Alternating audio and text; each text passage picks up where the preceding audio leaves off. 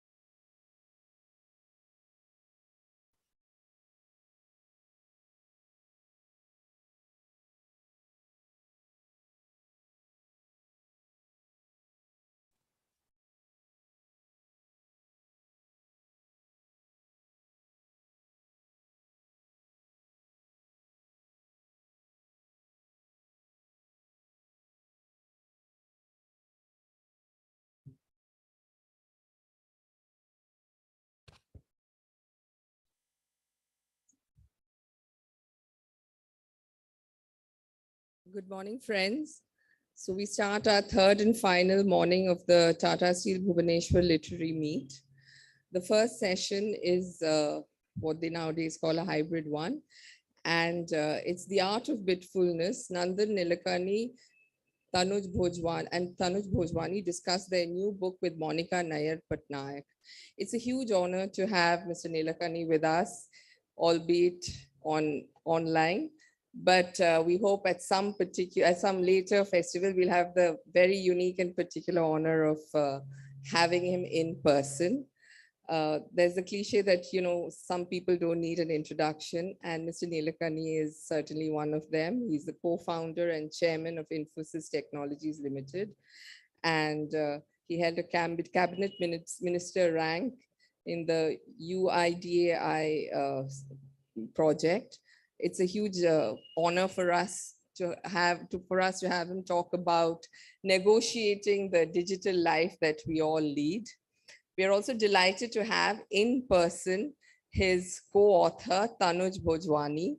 He's a storyteller who codes. He holds a chemical engineering degree from IIT Mumbai and has attended Ashoka University and studied liberal arts at the Young India Fellowship.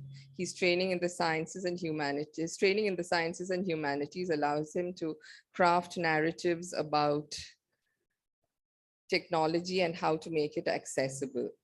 Monica Nayyar Patnaik is an old friend of the festival. She's been with us, giving us very honest and very valuable feedback right from the first year of our association. She's the managing editor of the Sangbad Group. I welcome Monica and Tanuj to the stage, and virtually, I welcome you, sir, Mr. Nilekani. Over to you both.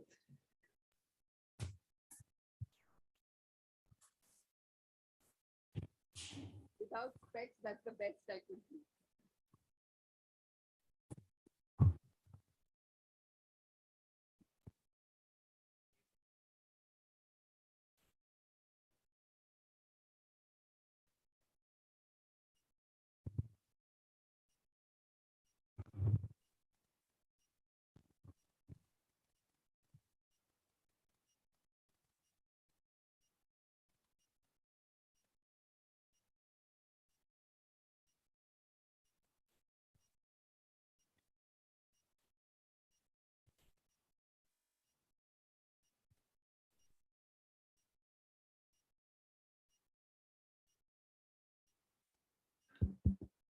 Thank you. A very good morning to all of you present here, and a very warm welcome to Nandan Nilekani and Tanuj Bhojwani here. He has been already introduced and he does not need any introduction. Nandan, I wish you were here amongst us and we would have got greater inputs, but I'm sure you will give us better while you are there at your house or residence or your office. Thank you for being here, both of you. The first question to Nandan would be, actually I was thinking, because all these times in the pandemic of years, how did exactly the idea of coming up with this book, with this idea, with this initiation of Art of Bitfulness came to you both, or you first? Thank you very much, Monica. It's basically what happened during the pandemic, if you remember, is that we were already, all of us lead extremely digital life. We work, play, entertain, communicate on our devices. But that only got further accelerated during the pandemic because people were working from home. They were ordering their products from home. They were buying food from home. So suddenly the digital nature of our lives had become even more, more intensive. And then they were doom scrolling and checking on the latest data on the vaccines and all that. So it had become even more, we had become even more dependent on our digital lives. So to break the monotony of that, started something called walk and talk in the park. So as soon as things opened up a bit, I would invite my friends for a walk in the park wearing masks so that it all, properly social distancing and all that. And so it combined exercise with, some, actual interactions. And Tanuj and I went for these walks, and we are talking about how we had become even more digitally engulfed, and what could be the way of dealing with it. And then we compared notes. Now, remember that he's half my age, and therefore my digital habits are very different from his digital habits. I grew up for a long time without any technology. He was born, with technology in his hand. So we realized that though we had very different ways of dealing with it at the detail, at the conceptual level, our approach to technology was the same, and we had figured out different ways to deal with the onslaught, the tsunami of information and misinformation, and we had found a way to become calmer in spite of this digital thing. And then we realized that when we looked around us, people are not able to cope with their digital thing. They were all the time on the devices. They were doom scrolling. They were getting into arguments on Twitter. They were reading misinformation on WhatsApp. And we said, maybe this is a huge issue, and maybe based on our experience, and since we bring two different perspectives, I'm in the 60s, he's in his 30s, we thought that we'll put it all together. At the same time, we wanted to explain why it is the way it is. So the reason why it is the way it is, and also what can we do about it. So actually, it's a book in 3 parts: why it is the way it is, how do we cope with it individually, and how do we cope with it as a society. So the background is that At very early in the book, you have already mentioned right now also that you started using the smartphone at the age of 55, and Tanuj started using at the age of 21. And I would like to mention here, my 83-year-old father is still discovering on his smartphone each day some new things. And I said, Papa, what are you doing? You're still stuck to the phone. But he is so intrigued. And not only, I'm not talking about the Google or the net or whatever, but he is also intrigued by the features on the phone. So you said, okay, fine, you don't have time to give me, but I will do it myself. So how do you think that, what are the challenges being faced by, people like you and people like Tanuj? So how do we bridge this gap, or is there any gap per se? No, I think the technology and the devices are absolutely amazing. I think they have revolutionized the world. This is the first time that billions of people have access to the best information and entertainment around the world. So I'm a big fan, both of us actually are big fans of technology and its transformative potential. So in fact, my entire life career, both in the public and the private sector, has been about applying technology for improving companies and societies. So we're completely on board on that. But also the nature of some of these applications is extremely addictive. They want your attention, so they make things to make you addictive. There's a lot of misinformation, and because polarizing people makes them more engaged, and therefore there's an inherent incentive to polarize. And a lot of the political issues, the fake news, misinformation, this, that, all that have also happened. So our thing is, how do we build our lives and use the technology in the best possible way without getting ensnared in some of its negative attributes?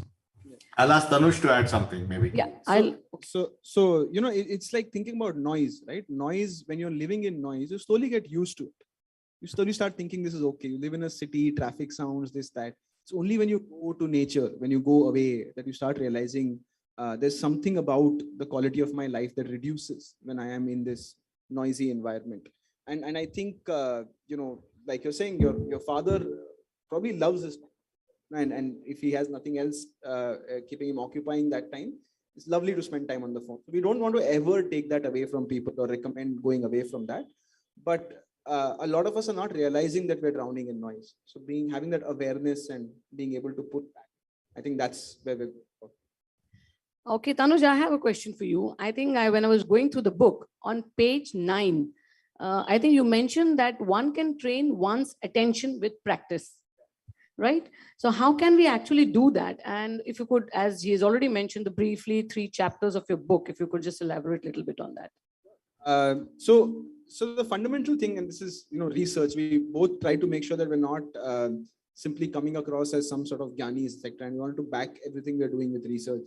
And now, mindfulness, everybody thinks is this new age well-being fad, but there is enough documented evidence to show that attention is like any other skill or muscle that you have. If you focus for a while, just take some time, meditate to bring your attention back on something like your breathing, or if you are fully engaged in activity, the various forms of meditation. The most common one is what they called mindfulness meditation, which is where you bring your attention back to something like breathing or something rhythmic and constant. And this is shown that once you do this, your ability to focus on tasks, on any task, keep your attention willfully on a task, becomes easier, right? And we think in the digital world, this is the real problem. We were just having this conversation with the speaker. It's so easy, isn't it, to pull out your phone and spend time on it. You have nothing to do. What do I do? Before you even have the next thought of what you could think about, you pull out your phone and you're on it. So I think the practice for us in this age is those 2 things. One, mindfulness meditation, bring your attention back to the thing you're on. And the other practice is just try doing nothing, right? Like not on your phone, like do nothing. If you can do that, I think that. Great. I think I will, after going through the book, when I was told to interview you both, I actually, when I read the book, I said, no, I think there is a calm now. So you have got one reader who's supporting your view that, yes, keep your phone away for some time. So Nandan, I have the question. I think me and you, or I think I read, or where you were talking about that I am still, when I have to work on a desktop. I'm still not used to my phone or a laptop, which is work related. So I would rather go and do it there. Whereas Tanuj and the likes of Tanuj, they would have started using a screen time on a phone or a laptop or an iPad. So how do you suggest, or are there any ways to go about it, or what is your view on that? No, I think that's a great question, Monica. And let me start by saying how we operate in the physical world. In the physical world, when we go to a library, we go with the intention of reading or doing research. A library is very quiet. People speak in hushed tones, and there's a certain air of seriousness there. And therefore, library is where you go. And the moment you enter the library, you absorb that context of seriousness and quietness, and it calms you down to work in the library. However, when you go to the bar or to a party, that's about socializing, about having a drink. It's loud, it's meeting people. That's a different context. You realize that as soon as you enter the bar. And the third is, if you go for a run in the park or a walk in the park, you go there to get some exercise, increase your cardio, breathe some fresh air, listen to the birds. So in the physical world, when we go into different environments, we automatically mentally know how to switch to that. What happens in the digital world is that everything is on your device. The stuff that you work with is on your device.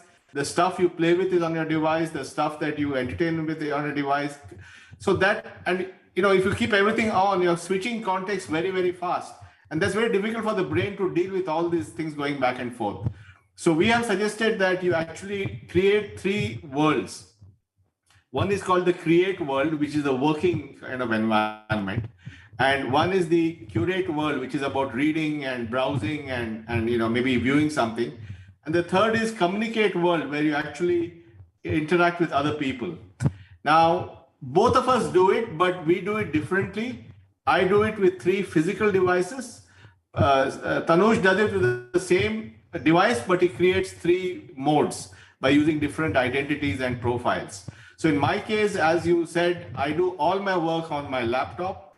My laptop is on my table. It's a nice library setting with books. So when I sit at my laptop, I'm already in work mode.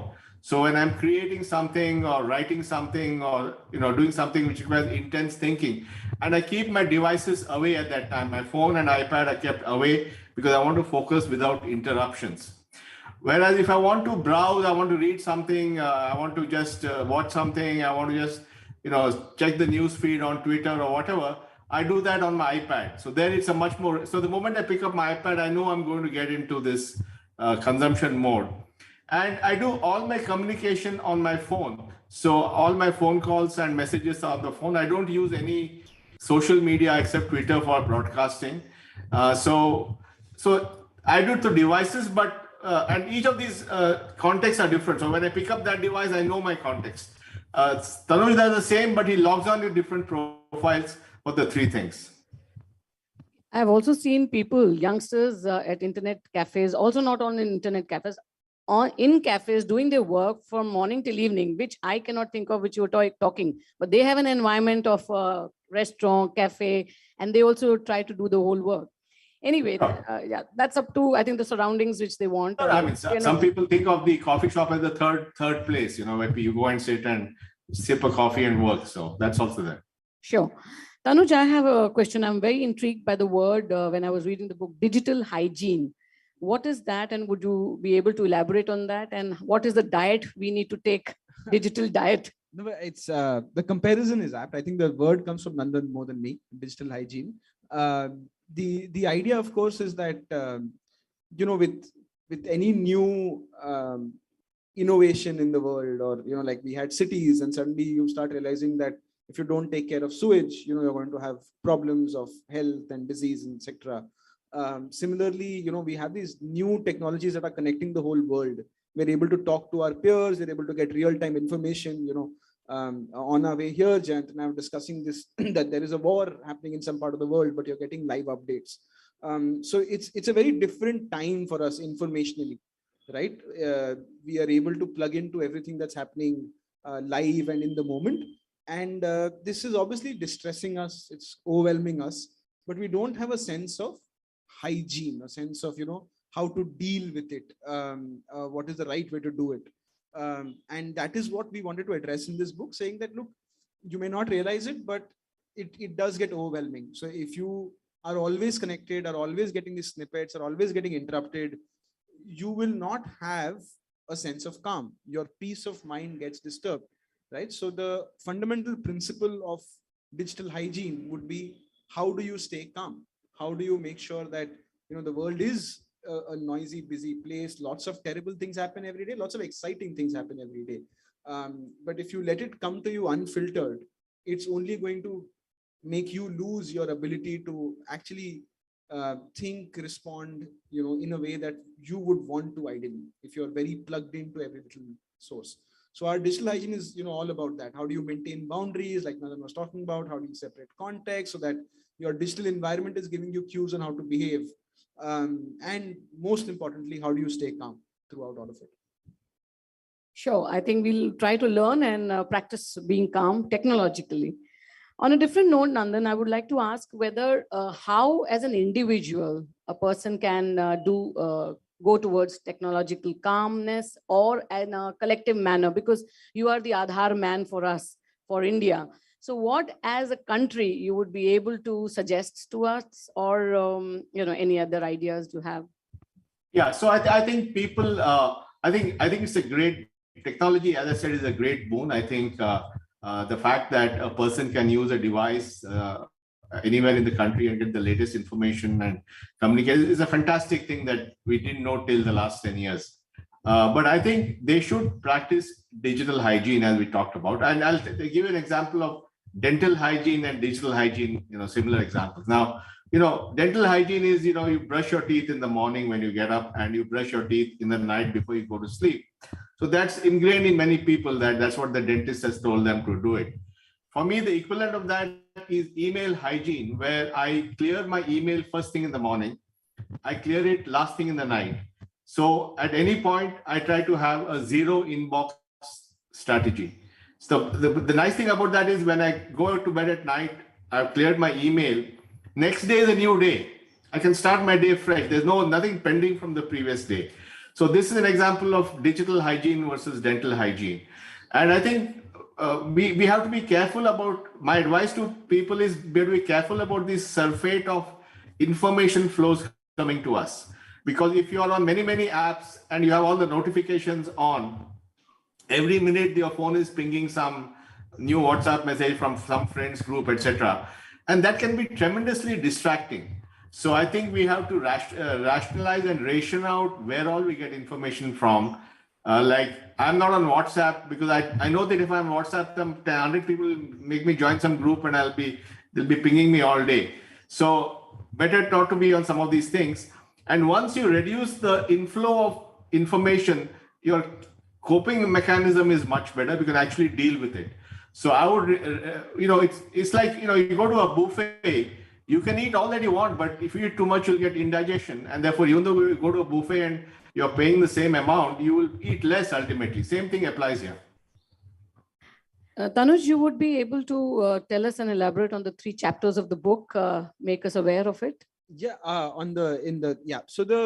one of the things we recommend is that you do create mode, curate mode, and communicate mode. And the idea is that, a lot of us will try to have like a work laptop or a home laptop, or split things according to that divide.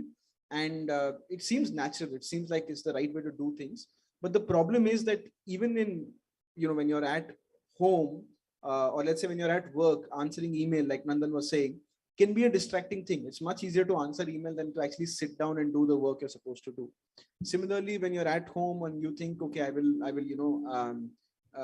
do home things like, maybe watch a movie, but sometimes you also have to do stuff like pay bills, right? Or, take care of some errands. And these are very different sort of categories. So instead, we recommend that you split your devices, or you split your, the time on your devices based on what you're trying to, the kind of attention that you're trying to have. So when you want to sort of sit and say, write, or sit and do some deep thinking, you have something called the create mode, right? Which is where no interruptions can get to you. Nothing can sort of distract you. It's that library environment on your digital devices. Then you can have one which is more for your, like Nandan was saying that he does on his iPad, which is more like your consumption of content, sort of getting entertained, doing whatever. And the third one, of course, is that, one of the biggest stresses that we all have with our phones is that there's always somebody else demanding your attention, right? It's not just these apps, but through the medium of these apps, it will be a friend who's, messaged you. It'll be somebody at work pinging you, and like that, handling that influx of communication all the time is one of the biggest reasons why I would say, at least I am hooked to my phone, because it always feels like I need to respond and, get to urgently. By creating these 3 modes, what we're really saying is that you create like a little on-off switch for each of them. So when you want to be thinking, you're in that thinking mode, automatically all this responding to people, etc. is off. And when you're responding and whatever, it makes no sense to split your attention between these 2 things, responding to messages while also trying to do work.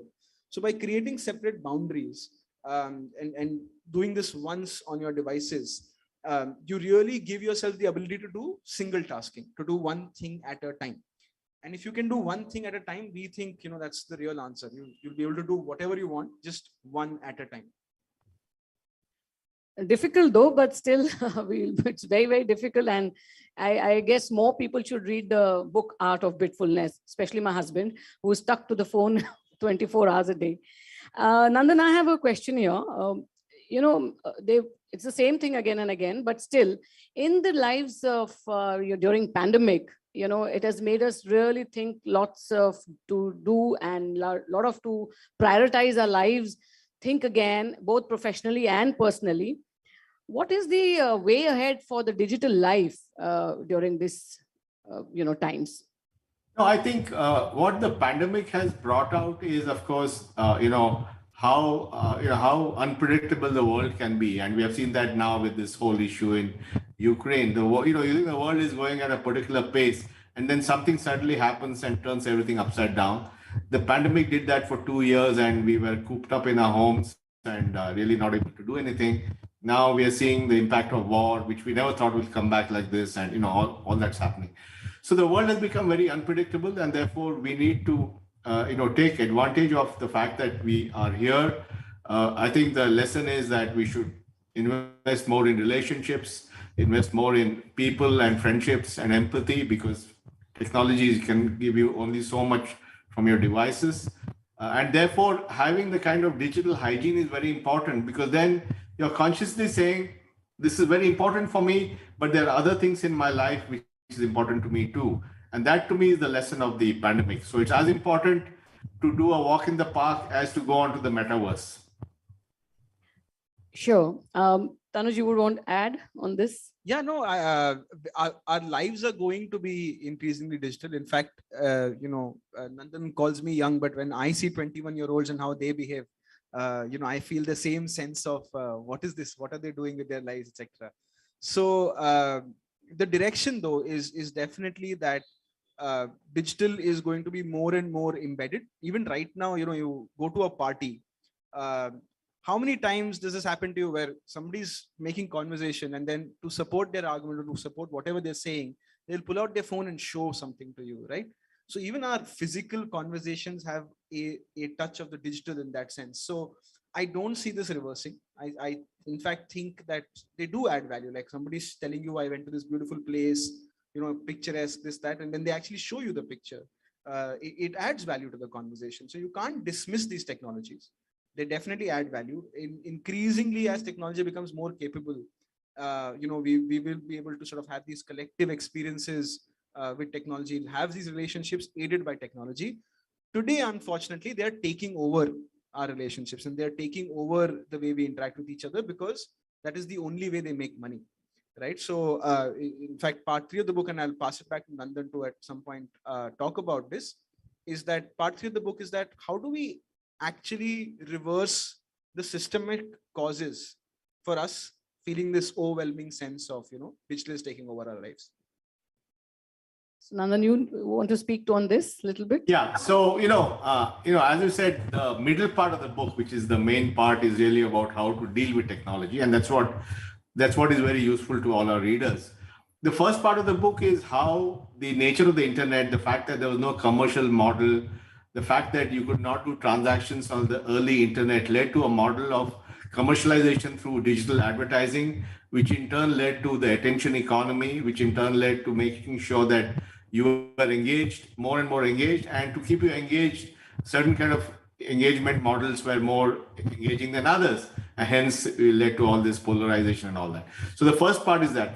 The third part of the book is what do we do about this, and we talk about how we need to think about different things. One is, of course, can there be a new decentralization approach, and that's what this whole today people are talking about Web 3.0 and cryptocurrencies and blockchain, and we talk about how that can potentially help in this, and also while it can help, it also has certain challenges with it, which we talk about. And then finally, we talk about the fact that if you really want an open, competitive digital economy where there's a lot of competition, innovation, new players come with better products and they can replace old players, which is what markets are about, then you need to create open, interoperable systems with full portability, where I can go from one app to another app without having to spend 10 days trying to figure it out. And that requires digital architecture that is at population scale.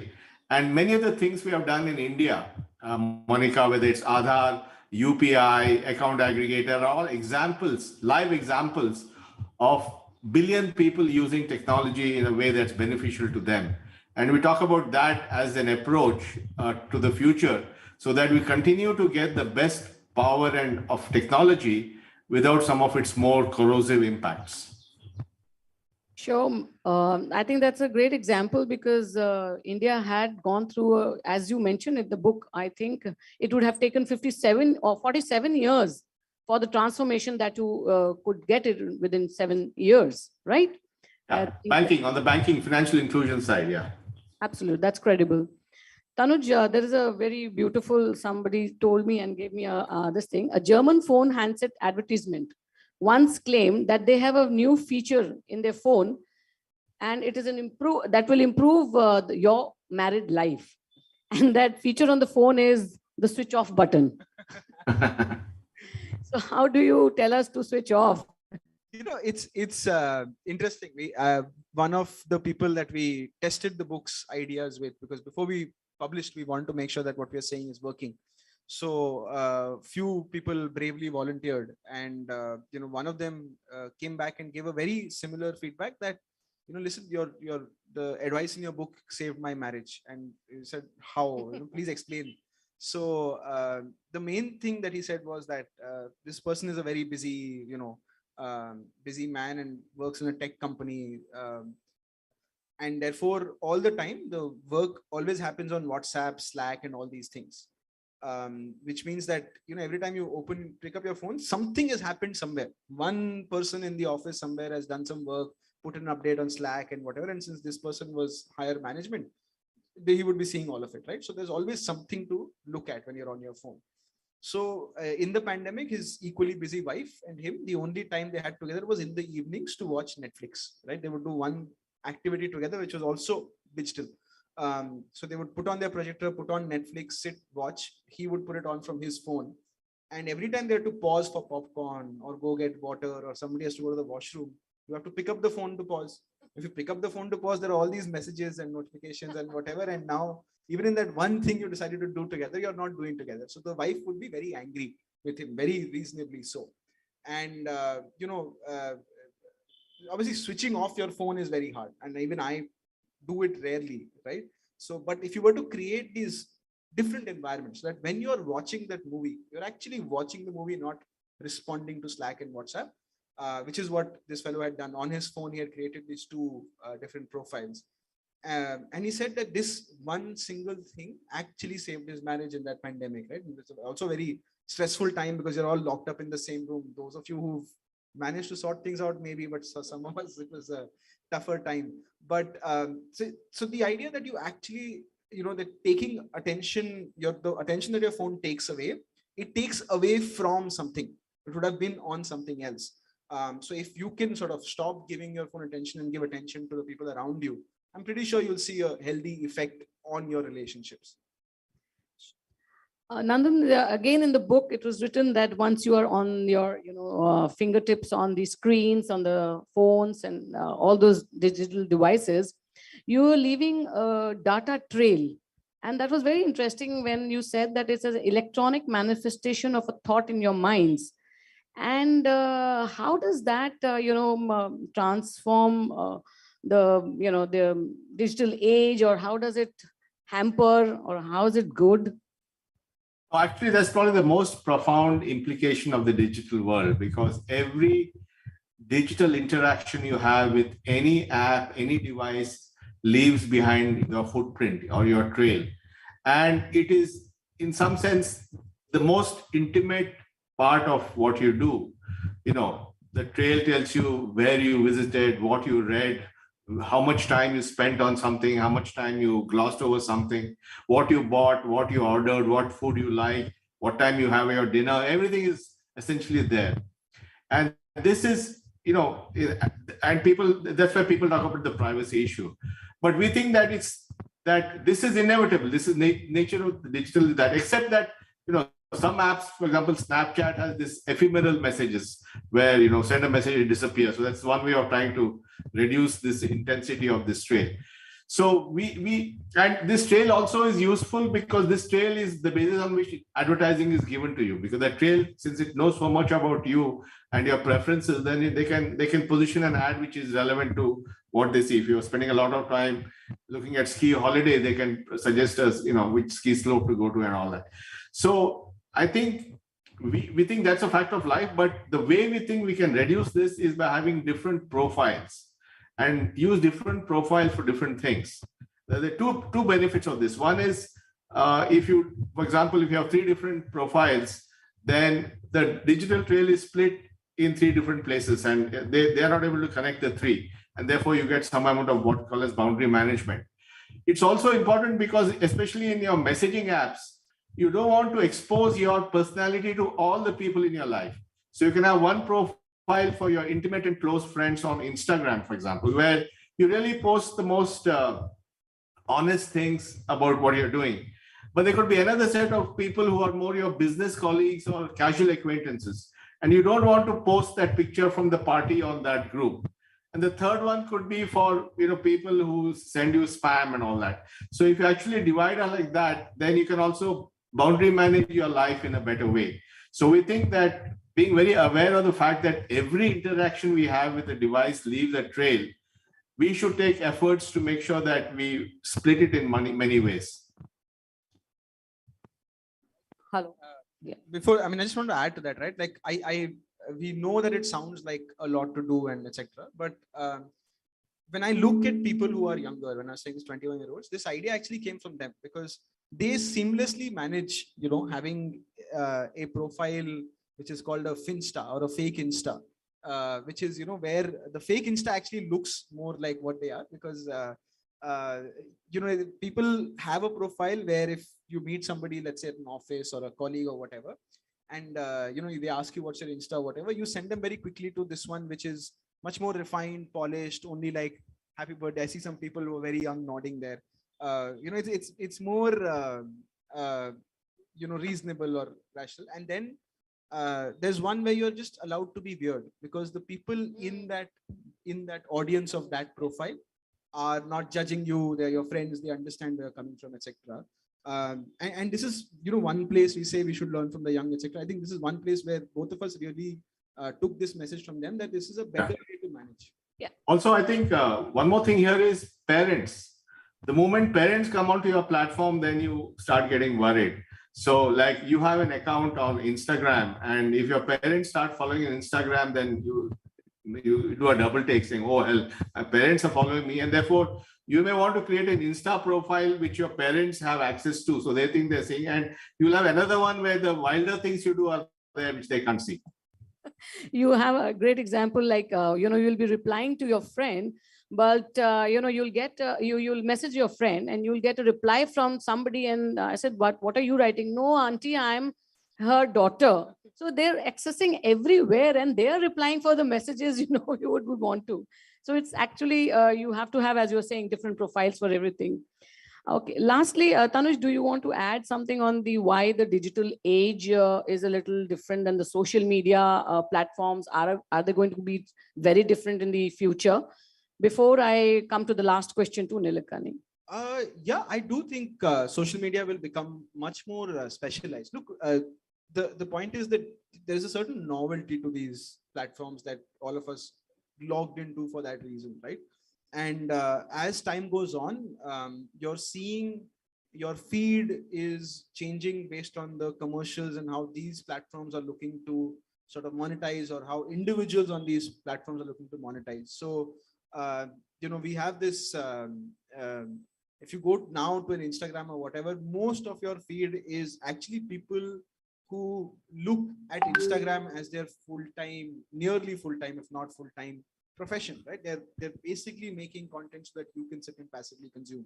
Whereas what made Instagram popular was it was just people take photos, share photos, make them look nicer, and all these filters and all that. So it was a great way for you to send pictures to each other, which was very different from a Facebook or a Twitter where people had arguments with each other, right? And now Instagram has become more like this giant billboard, right? Like everybody's selling you something all the time, and people are now moving on from this because they find that this is not what I want. So you have gaming specific platforms like Discord and etc., social media coming up where it's much more focused on what you're doing with each other, just playing games. And I truly believe that this is how it will keep evolving, that you will start having more and more specialized stuff so that the community is manageable. Because anything, once it becomes too large, becomes too impersonal, right? No matter what algorithms you use, no matter what you do, there'll always be somebody who figures out how to crack it and use it as a marketing platform. And I'm seeing this push and pull always, that as soon as it becomes more commercialized, people want to get off it. Parents, the problem that Nandan put, if it becomes so popular that both you and your parents' generation are there, both you and your senior colleagues are there, suddenly you don't want to be on it anymore, or at least you don't want to be your authentic self on it anymore. So I think that the social media space will never stop evolving. Frankly, there's no end point to this. Lastly, I would ask Nandan, you start the book by saying that our devices are extension of ourselves and end too. by mentioning that the book is not anti-tech, but pro-human. What is the advice to the audience here? I think the advice is don't let your technology rule you. You take full advantage of your technology. I think that's our advice to everyone, that this is an amazingly productive and extraordinary thing that's come to us, and we should take full advantage. But we have to be careful that we don't become subsumed by it. We don't become, in a way, make our lives around it, because then the purpose of living is lost. And therefore, we put our lives first and use this to our benefit. As people have said, the market is a good servant but a bad master. Similarly, digital is a good servant but a bad master. Thank you very much, both of you, Tanuj and Nandan. If there is one question or two from the audience, we have just 5 minutes more. So I would request if somebody would want to ask the question. You'll have to give them a mic, Monica, so I can hear it. Sure. Can somebody help with the mic? Yeah, thank you.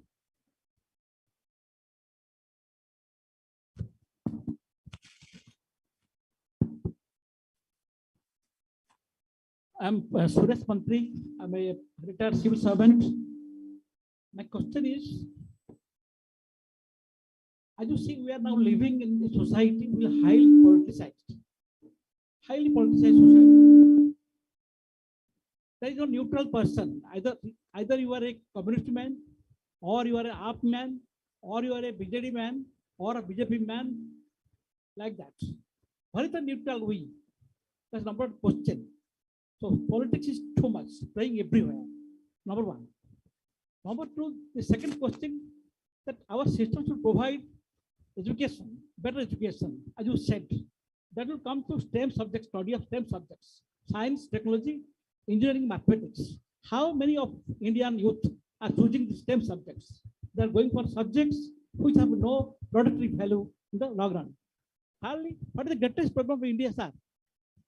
I think how there is no government India policy on population control.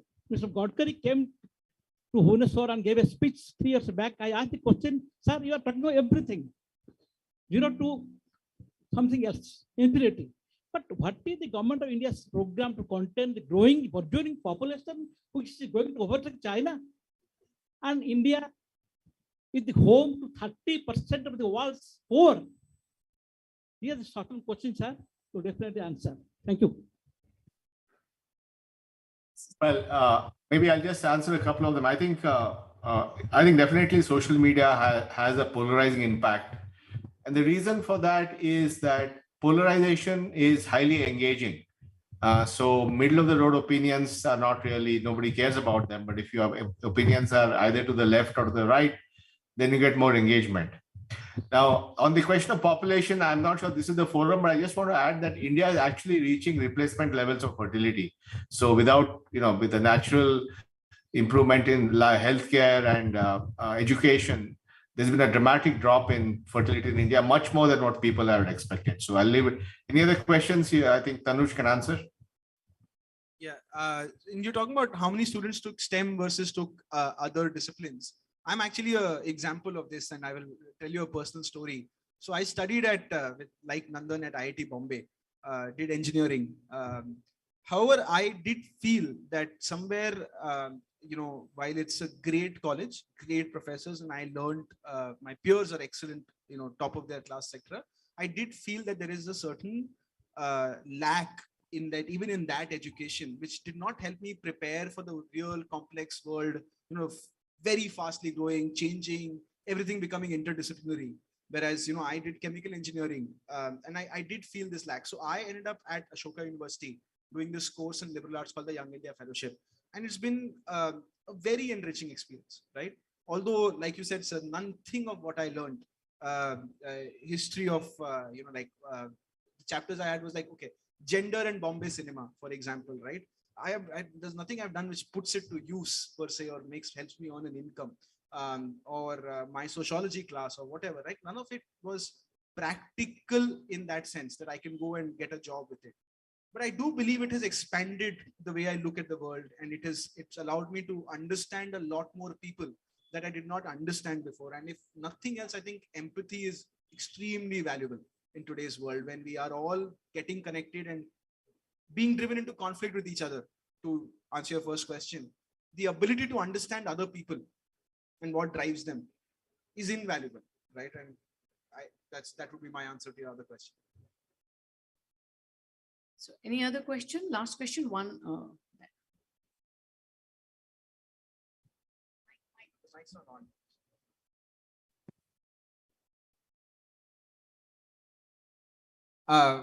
Do you want to, should we repeat your question back for Nandan? Why don't you ask it? Yeah, hi, good morning, everybody. Mona Lisa here. I am a storyteller and a budding author, but I love to hear the story of how you named your book, The Art of Bitfulness. So if you can just tell me, what do you mean by the big word that is bitfulness? That's a fantastic metaphor as well. And congratulations and kudos to use it. So if you can just give a little light on that, it would be great. Thank you. The question is, what is... Tanuj, why don't you answer the question? Yeah. All right. So bitfulness, obviously we're trying to make a play on the word mindfulness. Bitfulness, because bit is part one, it is bits and bytes like in technology. So being a little mindful about your technology, because in the book, we try to tell you that, say, compared to say, losing weight or any other habits of that sort, or quitting cigarettes or anything of that sort, which is addictive, where the cravings are very real, etc. When it comes to technology, right, you don't need just your willpower. You can actually use technology in the fight against technology, because these things are programmable. So you just need a bit of mindfulness about your technology to get started. You don't even need to do a lot or have iron will. And the other word, like I said, is about your technology. So bits and bytes, but the other word is, of course, that just a little bit you need. So that's where we sort of combine those two into that portmanteau and called it bitfulness. That's where it comes from. Thank you, Lisa. Thank you very much, Nandan, and thank you very much, Tanuj, for being with us. Looking forward for Nandan's presence here in Bhubaneswar. Thank you. Bye-bye. Thanks. Bye. Bye-bye. Thank you so much, Monica. Great job. Thank you so much, Tanuj and Monica. Thank you so much. And a huge thank you to Mr. Nilekani for joining us. Our next session is titled Italian Footprints, where Ileana Sitaristi and Gianluca Rubagotti will talk about the Italian passages through India. They'll be in conversation with Malavika Banerjee. Ms. Sitaristi will be joining us online, so you'll have to give us a couple of minutes to set that up, please.